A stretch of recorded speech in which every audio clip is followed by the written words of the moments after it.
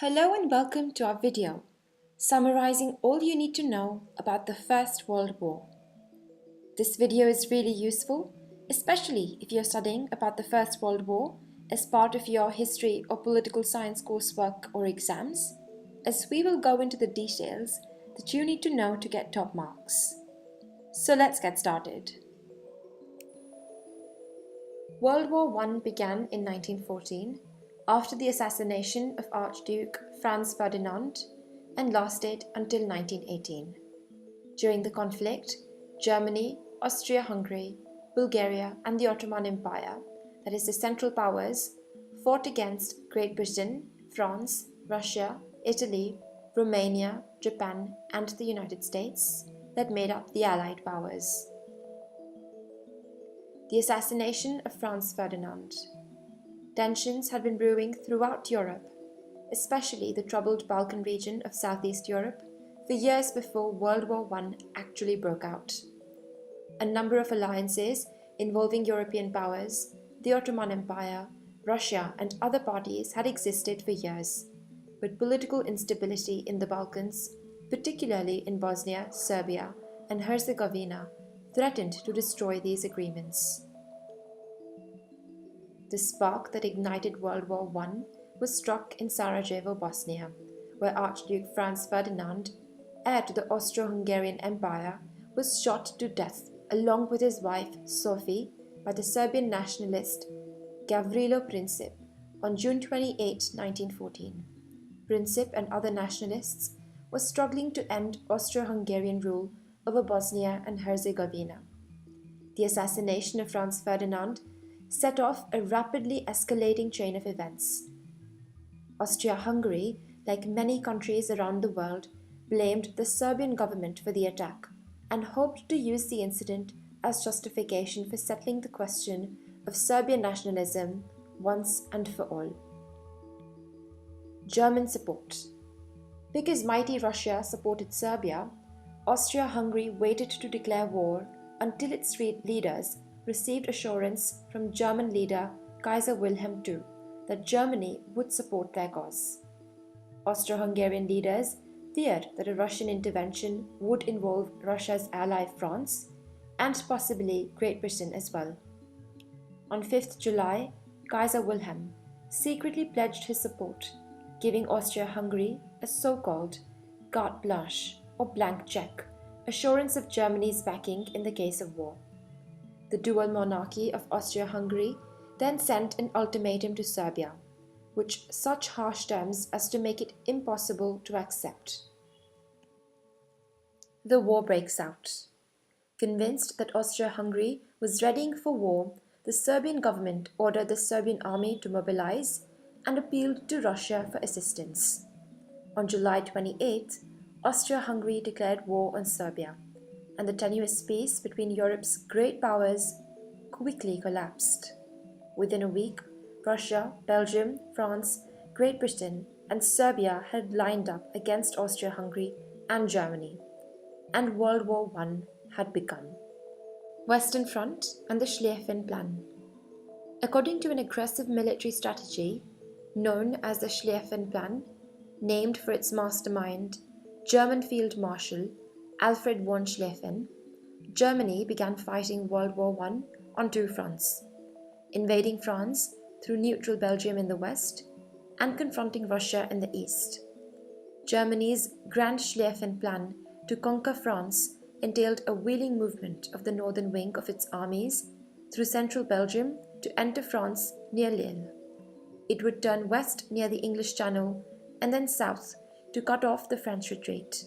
If the plan succeeded, Germany's armies would simultaneously encircle the French army from the north and capture Paris. On August 4, 1914, German troops crossed the border into Belgium. In the First Battle of World War I, the Germans assaulted the heavily fortified city of Liège, using the most powerful weapons in their arsenal, enormous siege cannons, to capture the city by August 15. The Germans left death and destruction in their wake as they advanced through Belgium towards France, shooting civilians and executing a Belgian priest they had accused of inciting civilian resistance. Battle of the Marne.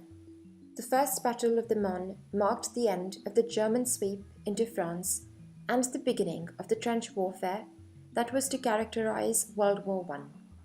The Allied troops checked the German advance and mounted a successful counterattack, driving the Germans back to north of the Aisne River. The defeat meant the end of German plans for a quick victory in France. Both sides dug into trenches, and the Western Front was a setting for a hellish war of attrition that would last more than 3 years. Particularly long and costly battles in this campaign were fought at Verdun and the Battle of the Somme. German and French troops suffered close to 1 million casualties in the Battle of Verdun alone. Battle of Verdun. The Battle of Verdun, 21st February to 15th December 1916, became the longest battle in modern history. It was originally planned by the German Chief of General Staff, Erich von Falkenhayn, to secure victory for Germany on the Western Front. The aim was to crush the French army before the Allies grew in strength through the full deployment of British forces. To achieve his aim, Falkenhayn needed to target a part of the French front where strategic necessity and national pride combined. The ancient fortress city of Verdun on the River Meuse was just such a place. By securing the heights on the east bank of the river, the Germans would dominate the surrounding area, making it crucial for the French to retake the ground or lose Verdun. Here Falkenhayn planned to use more than 1,200 artillery pieces to destroy French units, while making limited use of German infantry to minimize his own casualties. At 4 a.m. on 21st February 1916, the battle began, with a massive artillery bombardment and a steady advance by troops of the German Fifth Army. General Philippe Pétain was then given command of the French Second Army at Verdun. He organized his forces to defend in depth by establishing a series of mutually supporting strongpoints rather than pushing all his troops into the vulnerable frontline trenches. Pétain also rotated units through Verdun on a regular basis, and while this exposed much of the French army to the battle, it ensured troops did not spend long periods of time at the front. The French also greatly increased the number of artillery pieces at Verdun, leading to the Germans suffering equally from incessant shelling. On 24th June, the Allied bombardment began on the Somme. The German offensive at Verdun was reduced in order to reinforce the Somme front. The battle closed down on 15 December as winter conditions and results of fighting on the Somme made further activity almost impossible. The French had lost 377,000 men and the Germans 330,000. Falkenhayn's plan to destroy the French army had failed. Even worse, from a German perspective, the heavy losses at Verdun, combined with even greater casualties, suffered on the Somme to create a manpower crisis within the army that would become increasingly difficult to resolve as the war continued. The Eastern Front. On the Eastern Front of World War I, Russian forces invaded the German-held regions of East Prussia and Poland, but was stopped short by German and Austrian forces at the Battle of Tannenberg in late August 1914. Combined with fierce Allied resistance in France, the ability of Russia's huge war machine to mobilize relatively quickly in the East ensured a longer, more grueling conflict instead of the quick victory Germany had hoped to win under the Schlieffen Plan. The Bolshevik Revolution. From 1914 to 1916, Russia's army mounted several offensives on World War I's Eastern Front, but was unable to break through German lines. Defeat on the battlefield, combined with economic instability and the scarcity of food and other essentials, led to mounting discontent among the bulk of Russia's population, especially the power-stricken workers and peasants. This increased hostility was directed towards the imperial regime of Nicholas II and his unpopular German-born wife, Alexandra. Russia's simmering instability exploded in the Russian Revolution of 1917, spearheaded by Vladimir Lenin and the Bolsheviks, which ended Tsarist rule and brought a halt to Russian participation in World War I. Russia reached an armistice with the Central Powers in early December 1917, freeing German troops to face the remaining Allies on the Western Front. Entry of the United States. 2 days after the US Senate voted 82-6 to declare war on Germany, the US House of Representatives endorses the declaration by a vote of 373 to 50, and America formally entered World War I. When World War I erupted in 1914, President Woodrow Wilson pledged neutrality for the United States, a position that the vast majority of Americans favored. On May 7th, the British-owned Lusitania Ocean liner was torpedoed without warning just off the coast of Ireland. Of the 1,959 passengers, 1,198 were killed, including 128 Americans. The German government maintained that the Lusitania was carrying munitions, but the US demanded reparations and an end to German attacks on unarmed passenger and merchant ships.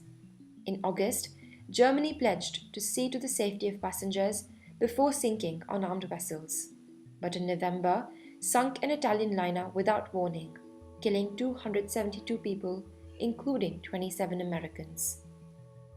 With these attacks, public opinion in the United States began to turn irrevocably against Germany. In 1917, Germany, determined to win its war of attrition against the Allies, announced the resumption of unrestricted warfare in war-zone waters. 3 days later, the United States broke diplomatic relations with Germany, and just hours after that, the American liner Housatonic was sunk by a German U-boat. On February 22nd, Congress passed a $250 million arms appropriations bill intended to make the United States ready for war. In late March, Germany sunk 4 more US merchant ships, and on April 2nd, President Wilson appeared before Congress and called for a declaration of war against Germany. 4 days later, his request was granted. The Gallipoli Campaign. At dawn of 25th April 1915, Allied troops landed on the Gallipoli Peninsula in Ottoman Turkey. The Gallipoli Campaign was the land-based element of a strategy intended to allow Allied ships to pass through the Dardanelles, capture Constantinople, now Istanbul, and ultimately knock Ottoman Turkey out of the war. Allied success in the campaign could have weakened the Central Powers, allowed Britain and France to support Russia, and helped to secure British strength in the Middle East. But success depended on Ottoman-Turkish opposition quickly crumbling. General Sir Ian Hamilton decided to make 2 landings. Both landings were quickly contained by determined Ottoman troops, and neither the British nor the Anzacs were able to advance. After a failed attack on the Dardanelles, the strait linking the Sea of Marmara with the Aegean Sea, Allied forces led by Britain launched a large-scale land invasion of the Gallipoli Peninsula in April 1915. The invasion also proved a dismal failure, and in January 1916, Allied forces staged a full retreat from the shores of the peninsula after suffering 250,000 casualties. Battle of Isonzo. The first Battle of the Isonzo took place in the late spring of 1915, soon after Italy's entrance into the war on the Allied side. In the 12th Battle of the Isonzo, also known as the Battle of Caporetto, German reinforcements helped Austria-Hungary win a decisive victory. After Caporetto, Italy's allies jumped in to offer increased assistance. British and French and later American troops arrived in the region, and the Allies began to take back the Italian front. World War I at sea. In the years before World War I, the superiority of Britain's Royal Navy was unchallenged by any other nation's fleet. But the Imperial German Navy had made substantial strides in closing the gap between the two naval powers. Germany's strength in the high seas was also aided by its lethal fleet of U-boat submarines. After the Battle of Dogger Bank in January 1915, in which the British mounted a surprise attack on German ships in the North Sea, the German Navy chose not to confront Britain's mighty Royal Navy in a major battle for more than a year, preferring to rest the bulk of its naval strategy on its U-boats. The biggest naval engagement of World War I, the Battle of Jutland in May 1916, left British naval superiority on the North Sea intact, and Germany would make no further attempts to break an Allied naval blockade for the remainder of the war. Armistice between Russia and the Central Powers. A day after Bolsheviks seized control of Russian military headquarters at Mogilev, a formal ceasefire is proclaimed throughout the battle zone between Russia and the Central Powers. Immediately after the accession to power in Russia in November 1917, the Bolsheviks, led by Vladimir Lenin, had approached the Central Powers to arrange an armistice and withdraw from a war they saw as a major obstacle to their plan of providing food and land to the long impoverished Russian peasant population. Leon Trotsky, in charge of foreign affairs, pressed Britain and France to open peace negotiations, threatening to make a separate armistice if his demands were unmet. After no response from the Allies, the Bolsheviks went ahead with their plan and made an appeal for peace that was welcomed by both Germany and Austria. Second Battle of the Marne. With Germany able to build up its strength on the Western Front after the armistice with Russia, Allied troops struggled to hold off another German offensive until promised reinforcements from the United States were able to arrive. On July 15, 1918, German troops launched what would become the last German offensive of the war, attacking French forces, joined by 85,000 American troops as well as some of the British Expeditionary Force in the Second Battle of the Marne. The Allies successfully pushed back the German offensive and launched their own counteroffensive just 3 days later. After suffering massive casualties, Germany was forced to call off a planned offensive further north, in the Flanders region stretching between France and Belgium, which was envisioned as Germany's best hope of victory. The Second Battle of the Marne turned the tide of war decisively towards the Allies, who were able to regain much of France and Belgium in the months that followed. The end in sight. Despite the Turkish victory at Gallipoli, later defeats by invading forces and an Arab revolt had combined to destroy the Ottoman economy and devastate its land, and the Turks signed a treaty with the Allies in late October 1918. Austria-Hungary, dissolving from within due to growing nationalist movements among its diverse populations, reached an armistice on November 4th. Facing dwindling resources on the battlefield, discontent on the home front, and surrender of its allies, Germany was finally forced to seek an armistice on November 11, 1918, ending World War I. This became known as Armistice Day, the day Germany signed an armistice, an agreement for peace, which caused the fighting to stop. Treaty of Versailles. World War I officially ended with the signing of the Treaty of Versailles on June 28, 1919. Negotiated among the Allied powers with little participation by Germany, its 15 parts and 440 articles reassigned German boundaries and assigned liability for reparations. After strict enforcement for 5 years, the French ascended to the modification of important provisions. Germany agreed to pay reparations under the Dawes Plan and the Young Plan, but those plans were cancelled in 1932, and Hitler's rise to power and subsequent actions rendered moot the remaining terms of the treaty. The treaty, negotiated between January and June 1919 in Paris, was written by the Allies with almost no participation by the Germans. The negotiations revealed a split between the French, who wanted to dismember Germany to make it impossible for it to renew war with France, and the British and the Americans, who did not want to create pretexts for a new war. The eventual treaty included 15 parts and 440 articles. Part 1 created the covenant of the new League of Nations, which Germany was not allowed to join until 1926. Part 2 specified Germany's new boundaries, giving Eupen-Malmedy to Belgium, Alsace-Lorraine back to France, substantial eastern districts to Poland, Memel to Lithuania, and large portions of Schleswig to Denmark. Part 3 stipulated a demilitarized zone and separated the Saar from Germany for 15 years.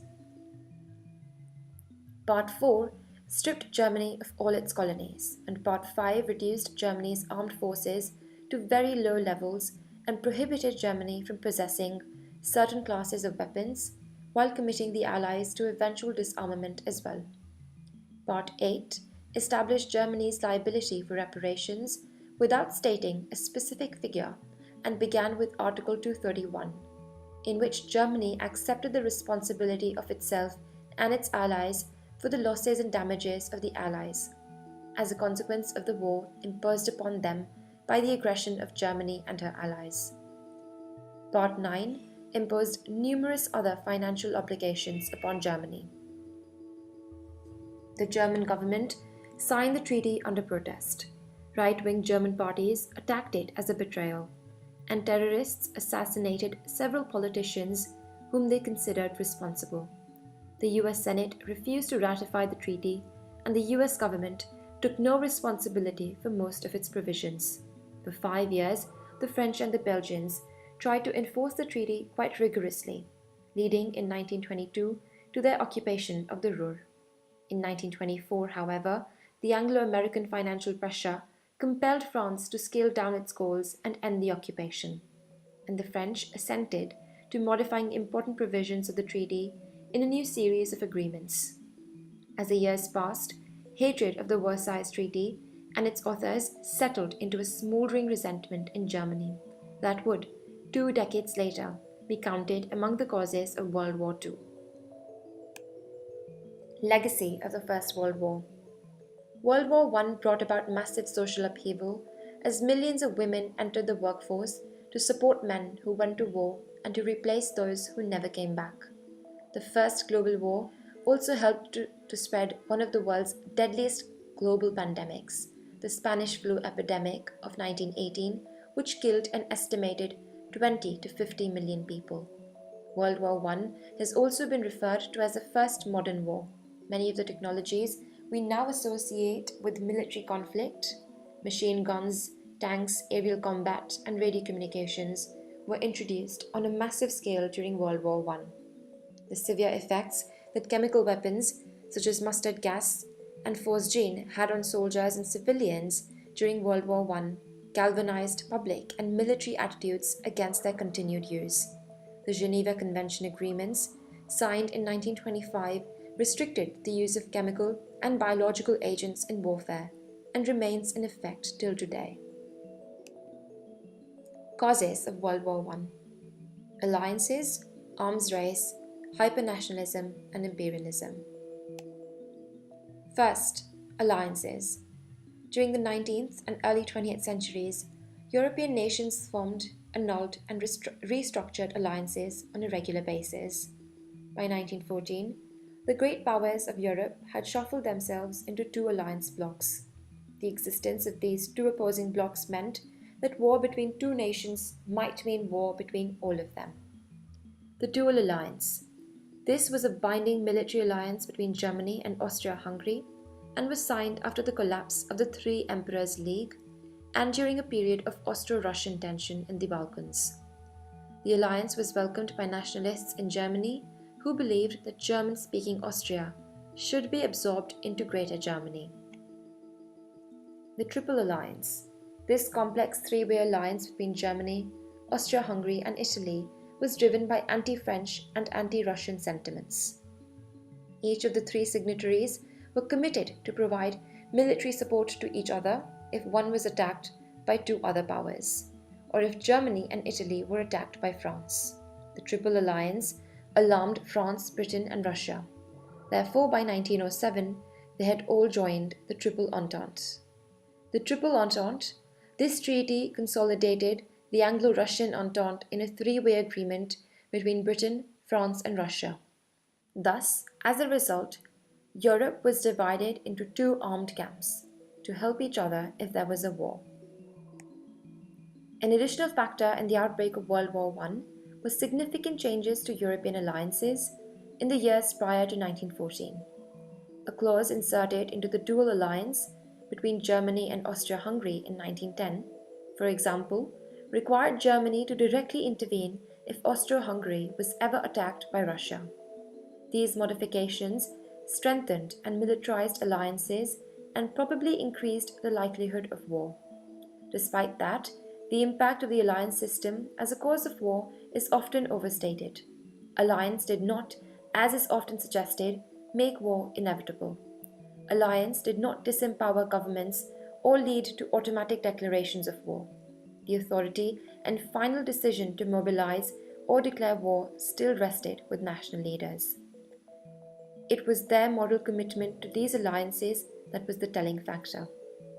As historian Hugh Strachan put it, the real problem was that by 1914, nobody was prepared to fight wholeheartedly for peace as an end in itself. Second cause, arms race. Militarism was a significant force in several European nations in the years prior to World War I. Generals and military commanders sometimes acted as de facto government ministers, advising political leaders, influencing domestic policy, and demanding increases in defense and arms spending. This militarism fathered a dangerous child, the arms race, which gave rise to new military technologies and increased defense spending. Militarism affected more than just policy. It also shaped culture, the media, and public opinion. Prussian theorist Karl von Clausewitz wrote in 1832, "War was a continuation of policy by other means." Virtually every major European nation engaged in some form of military renewal in the late 1800s and early 1900s. In Germany, military expansion and modernization was heartily endorsed by the newly crowned Kaiser Wilhelm II. There was a great German naval program aimed directly at Britain and designed to promote Weltpolitik. It undoubtedly became ultimately Britain's greatest naval danger. In the early 20th century, Germany, as a rising power, sought to challenge the UK's traditional naval dominance. In 1906, Britain launched a new, more advanced warship, HMS Dreadnought, triggering a naval arms race. This arms race is often cited as one of the major causes of World War I. In Britain, the arms race was driven not by the monarchy, but by public interest and the press. European military expenditure between 1900 and 14 skyrocketed. In 1870, the combined military expenditure of six great powers, Britain, France, Germany, Austria-Hungary, Russia, and Italy, totaled £94 million. By 1914, it had quadrupled. This period saw significant changes to the quality of military weapons and equipment, as well as their quantity. These advances allowed artillery shelling and bombardments to become standard practice along the Western Front during World War I. Hypernationalism. Nationalism gave citizens excessive confidence in their nation, their governments, and their military strength. It assured them that their country was fair and righteous. In contrast, nationalist ideas demonized rival nations, caricaturing them as aggressive, scheming, and deceitful. It convinced many citizens their nation was being threatened by the plotting and scheming of its rivals. To paraphrase the historian Lawrence Rosenthal, quote, "A new and aggressive nationalism, different from its predecessors, emerged in Europe at the end of the 19th century. The new nationalism engaged the fierce us and them group emotions, loyalty inwards and aggression outwards, that characterize human relations at simpler sociological levels, like the family or the tribe. What was new was attaching these passions to the nation. In its outward-looking dimension, the new nationalism was fully a movement of the age of imperialism, of the enterprise of great powers." Unquote. Nationalist and militarist rhetoric assured people that if war erupted, their nation would emerge victorious. British nationalism was based on their naval power as well as the economic might of the British Empire. Along with this, nationalism was propagated through literature which often employed racial stereotyping or innuendo. The German was painted as cold, cruel, and calculating. The Russian was an uncultured barbarian, and so on. The Germans placed great faith in Prussian military efficiency, their industrial base, growth in armaments, and their expanding fleet of battleships. Within Russia, the Tsar believed his throne and empire were protected by God, as well as Russia's massive standing army of 1.5 million men, Europe's largest peacetime land force. Another important form of nationalism was on the rise in southern Europe. This nationalism was not about supremacy or military power, but the right of ethnic groups to independence, autonomy, and self government. With the world divided into large empires and spheres of influence, many different regions, races, and religious groups wanted freedom from their imperial masters. Nationalist groups contributed to the weakening of the Ottoman Empire in Eastern Europe by seeking to throw off Muslim rule. No nationalist movement had a greater impact in the outbreak of war than Slavic groups in the Balkans. Pan-Slavism, the belief that the Slavic peoples of Eastern Europe should have their own nation, was strongest in Serbia and was particularly opposed to the Austro-Hungarian Empire and its control and influence over the region. It was this pan-Slavic nationalism that inspired the assassination of Archduke Franz Ferdinand in Sarajevo in June 1914, an event that led directly to the outbreak of World War I. Imperialism. The second half of the 1800s produced a significant rush for empire.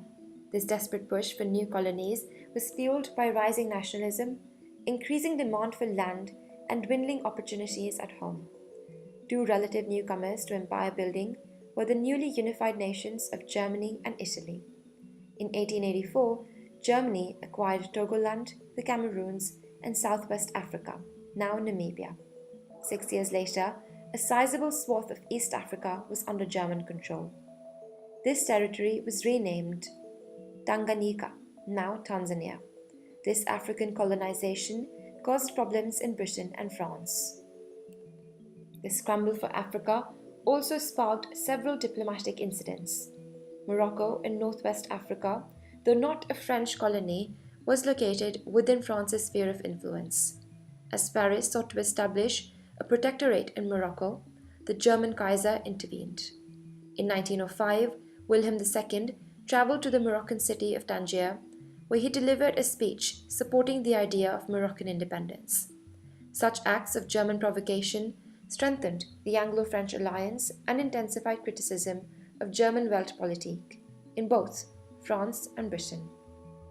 Imperial instability was another contributor to European tensions. Critical problems in the Ottoman Empire also affected the balance of power in Eastern Europe. The Ottomans were defeated in several wars, including the Crimean War, the Russo-Turkish War, and the First Balkans War. With the Ottoman Empire shrinking and at risk of complete collapse, Europe's other imperial powers clamored to secure territory or influence in the region. Austria-Hungary hoped to expand into the Balkans. Russia moved to limit Austrian expansion while securing access to the Black Sea. France also had colonial and trade interests in the region. The Eastern Question, the issue of what would happen in Eastern Europe as the Ottomans withdrew, increased tensions and created opportunities for rivalry among great powers of Europe. Other propositions that have been put forth. Marxist historians insist that the war was the inevitable outcome of monopolistic capitalist imperialism. Arno Meyer proposes domestic political and social unrest and the dynamics of counter-revolution as decisive factors. Peter Loewenberg argues in reply that this role belongs to the fundamental drives revealed by psychodynamic theory. Statesmen and military leaders everywhere in 1914, especially in the Central Powers, felt themselves to be in the grip of uncontrollable forces. They sensed that their calculations were all futile. It required certain contingent events to start a war in 1914. But this does not mean the whole development was purely contingent, with nothing inevitable about it. World War I was a normal development in international relations. Events had been building toward it for a long time. Thus, there is no need to explain it as a deviation from the norm. What is unexpected about the war and needs explanation is its long postponement. This needs to be answered with regards to Austria. Historians argue over why the Austrian monarchy risked its own destruction by insisting on punishing Serbia. This was the kind of futile, absurd action to be expected from so decrepit an empire with so inept a ruling class. Preventive wars, even risky preventive wars, are not extreme anomalies in politics, the sign of the bankruptcy of policy. They're a normal, even common tool of statecraft right down to our own day. Britain's role in the First World War. Britain could have lived with the German victory in the First World War and should have stayed out of the conflict in 1914, according to the historian Niall Ferguson, who described the intervention as the biggest error in modern history. Ferguson said there had been no immediate threat to Britain, which could have faced a Germany-dominated Europe at a later date on its own terms, instead of rushing in unprepared, which led to catastrophic costs. What's more, it would have been in Britain's interests to stay out in 1914. The argument that Britain was forced to act in 1914 to secure its borders and the Channel ports, although seems very seductive, has one massive flaw in it, which is that Britain tolerated exactly that situation happening when Napoleon overran the European continent and did not immediately send land forces to Europe. It wasn't until the Peninsular War that Britain actually deployed ground forces against Napoleon. So strategically, if Britain had not gone to war in 1914, it would still have had the option to intervene later, just as it had the option to intervene after the Revolutionary Wars had begun underway for some time.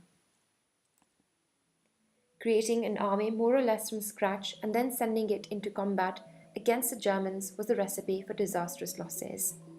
And if one asks whether this was the best way for Britain to deal with the challenge posed by Imperial Germany, then the answer is no. Even if Germany had defeated France and Russia, it would have had a pretty massive challenge on its hands trying to run the new German-dominated Europe, and would have remained significantly weaker than the British Empire in naval and financial terms. Given the resources that Britain had available in 1914, a better strategy would have been to wait and deal with the German challenge later when Britain could respond on its own terms, taking advantage of its much greater naval and financial capabilities. Moreover, at a moment when better relations with Germany seemed uniquely possible, Britain was willing to destroy this hope, to risk creating a grave new strain with Germany, to promote Russo-French hopes and German fears of a full Anglo-French-Russian alliance. This marks a high point in the British appeasement of Russia that had been going on for 15 years, and proves further that the raison d'etre of British policy was an entente with France and Russia, regardless of what Germany did. This suggests that there is no need to bring in the German menace to explain Britain's rapprochement with France and Russia, which was a natural development explicable purely in terms of the needs and aims of the three powers, especially Britain. Her friendships with France and Russia were ends in themselves, vital for her imperial interests, and not means of checking Germany, and remained so. Rather than seeking friendly agreements with France and Russia because of the German threat, Britain tended to see Germany as a threat because of the agreements she sought and obtained from France and Russia. The great British fear was that Germany might lure France and Russia into her camp, leaving Britain isolated. So, that's all for now. If you found this video useful, we would really love it if you could give it a thumbs up. Also, do subscribe to our channel where we offer lots of free material that you can use as part of your studies to get a better understanding of specific areas that you might find challenging. Also, if you need more information, either on this topic or more generally for other areas in your course, make sure to visit our website, which is www.firstratetutors.com. There you will find useful revision guides, model answers and tools that you can use to get top marks in your coursework or exams. Thank you for listening.